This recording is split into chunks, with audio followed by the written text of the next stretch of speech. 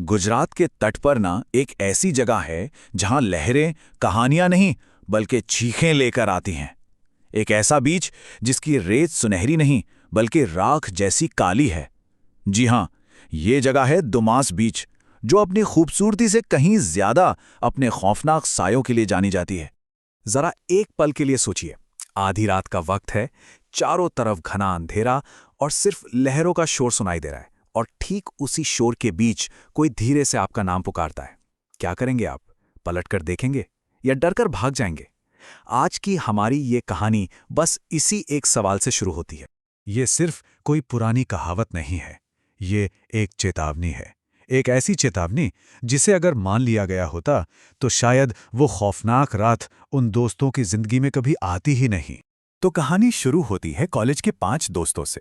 रोज की पढ़ाई लिखाई, वही जिंदगी, इन सब से दूर वो बस एक एडवेंचर चाहते थे। लेकिन उनकी ये तलाश उन्हें एक ऐसे सच के सामने ले आई जिसके लिए वो लोग बिल्कुल भी तैयार नहीं थे। तो कहानी में है मयूर, कुशल, नील, रिया और आरव।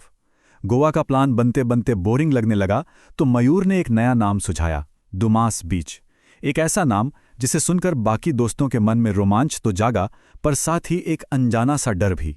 जैसे ही मयूर ने इस जगह का नाम लिया ना, उसे अपनी दादी की सालों पुरानी चेतावनी याद आ गई।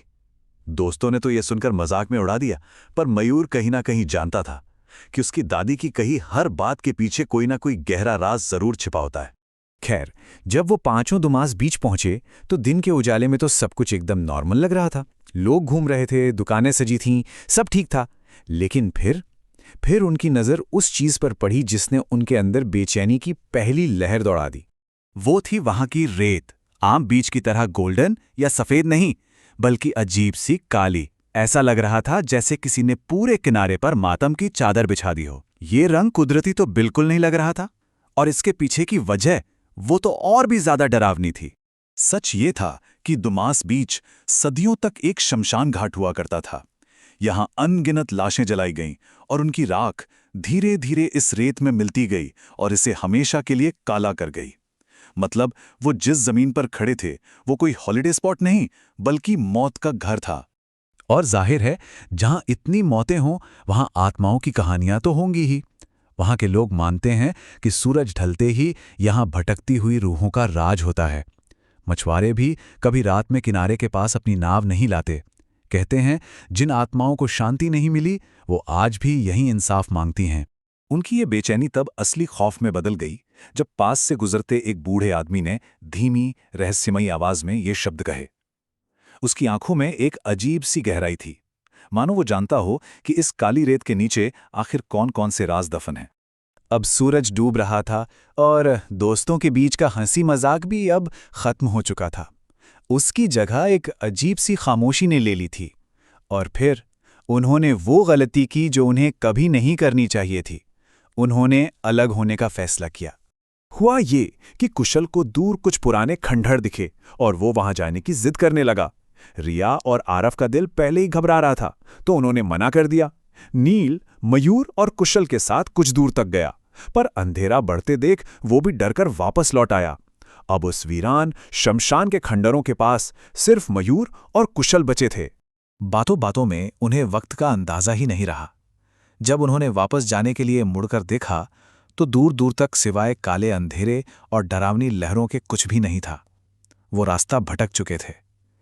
गीले कपड़ों में शरीर कांप रहा था और हवा पहले से कहीं ज्यादा ठंडी हो गई थी। और तभी वो आवाज आई। पहले एक हल्की सी फुसफुसाहट ने कुशल का नाम पुकारा, फिर मयूर को अपनी मरी हुई दादी की आवाज सुनाई दी जो उसे बुला रही थी। देखते ही देखते हवा में जलती हुई लकड़ियों की तेज गंध फैल गई और फिर उन्होंने वो देखा जिसने उनके होश उड़ा दिए। एक पूरी की पूरी शव यात्रा उन्हीं की तरफ बढ़ रही थी। हवा में यही मंत्र गूंज रहा था, पर यह किसी इंसान की आवाज नहीं थी। वो एक भूतिया जुलूस था जिसमें साए मशाले लिए उन्हीं की तरफ दौड़े चले आ रहे थे। डर के मारे वो दोनों पागलों की तरह भागे, सीधा समुद्र के पानी की तरफ। उन्हें लगा पानी में शायद वो बच जाएंगे, लेकिन असली खौफ तो वहीं उनका इंतजार कर रहा था। अचानक समुद्र की लहरों के बीच से एक बहुत बड़ी चमकती हुई परछाई ऊपर उठी। वो नज़ारा इतना भयानक था कि उनका दिमाग सुन पड़ गया और वो दोनों वहीं बेहोश होकर गिर पड़े।